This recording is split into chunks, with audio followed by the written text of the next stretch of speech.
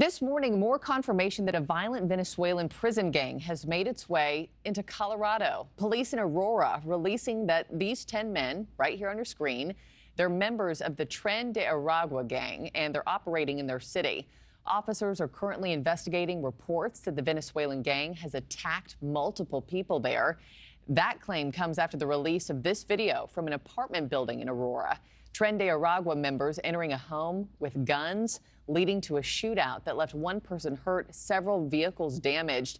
And the gang isn't just in the Centennial State either.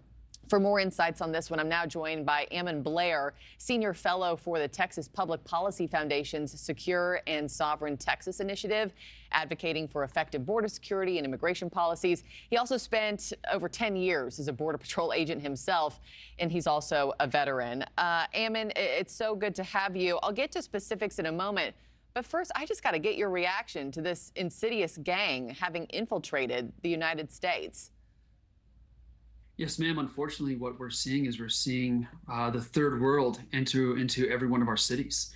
We're seeing transnational criminal organizations govern, control, and wreak havoc on U.S. territory. Things that really we haven't seen in a long time, and that is unfortunately due to current policies within this administration.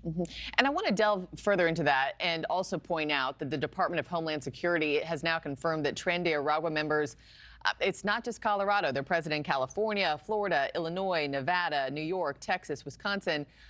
And Ammon, the crimes here range from kidnapping and human trafficking to organized retail crime. I mean, how in the world did a Venezuelan prison gang end up with such a significant footprint here in the U.S.? That's a great question. So if you look at the CBP data, under the first year of the Trump administration, we only encountered roughly 2,600 Venezuelans. Fast forward to the first year of the Biden administration, we had 50,000 encounters of Venezuelans. And then by FY23, we had 334,000.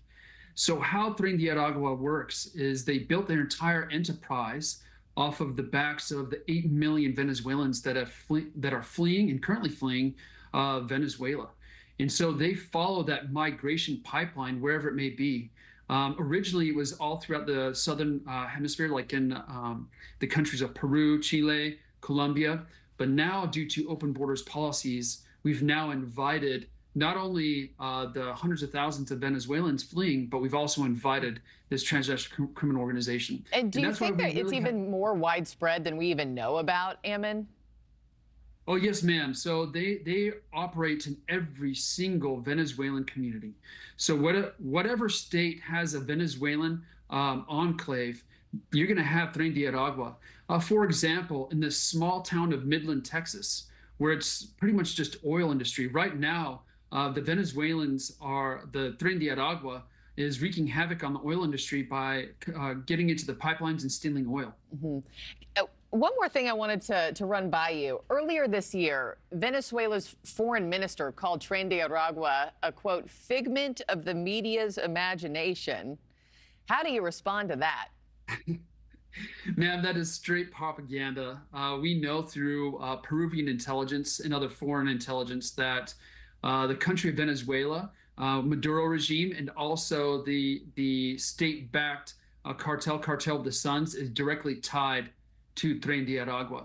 And so they're going to continue to deny that Tren de Aragua even exists. And that is because it's actually tied to the Maduro regime. And also we know through Peruvian intelligence that they're also tied to Cuban intelligence. So this transnational criminal organization is much different. Many people are trying to make the claim that they're very similar to MS-13. That is not the case. Okay. This is a transnational criminal organization that is tied and has a nexus to an actual foreign adversary, and that is Venezuela. Okay. Well, no matter what way you slice it, it's just alarming all around. The video, the photos. Ammon, Blair, thank you so much for taking the time this morning to explain a bit further.